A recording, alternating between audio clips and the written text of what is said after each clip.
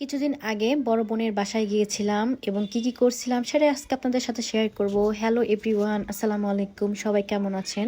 অনেকেই জিজ্ঞাসা করেন, আপু আসলে আপনি কই থাকেন? তো আমার দেশের বাড়ি হচ্ছে মানিকগঞ্জ, আমার হাজবেন্ডের পোস্টিং হচ্ছে কেরানীগঞ্জ। সেক্ষেত্রে আমি থাকি কেরানীগঞ্জ পারগ্যান্ডেরিয়া। আমি যেহেতু বড় বোনের বাসায় যাইতেছি, এর জন্য তার কিছু পছন্দের খাবার রান্না করে নিয়ে যাচ্ছিলাম।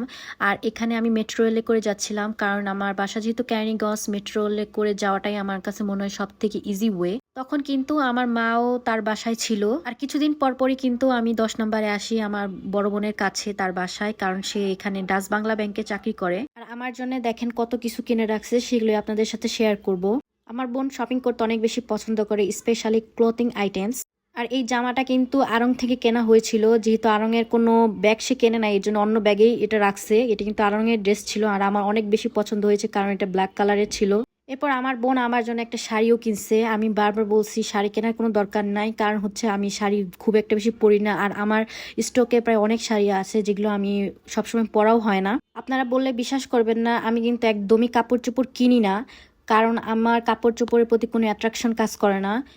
আমার বোন কিন্তু কাপড় চোপড় অনেক বেশি কেনে, আর আমি 2 বছর ধরে যা পরতেছি সবই আমার বড় বোনের দেওয়া। তারপর নেক্সট অকেশনে অবশ্যই এই শাড়িটা পরবো। শাড়িটা কেমন লাগছে অবশ্যই আমাকে জানাবেন। এরপর আমার বড় বোন আরো অনেক কিছু কিনেছে, আর আমার জন্য এই চকলেটটা ছিল, সেটাই সে দেখাইতেছিল। আর দুপুরে পোলাও মাংস খেয়েছিলাম, আর সেমাই রান্না করে নিয়ে আসছিলাম, সেটাই আমরা সবাই মিলে খেয়েছিলাম।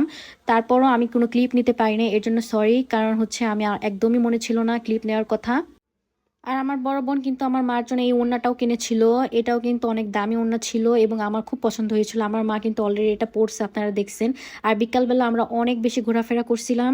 আর যারা যারা আমার ভিডিও দেখেন এবং কিছুটা হলেও আপনাদের ভালো লাগে, তাহলে অবশ্যই কমেন্টে জানাবেন। ধন্যবাদ সবাই।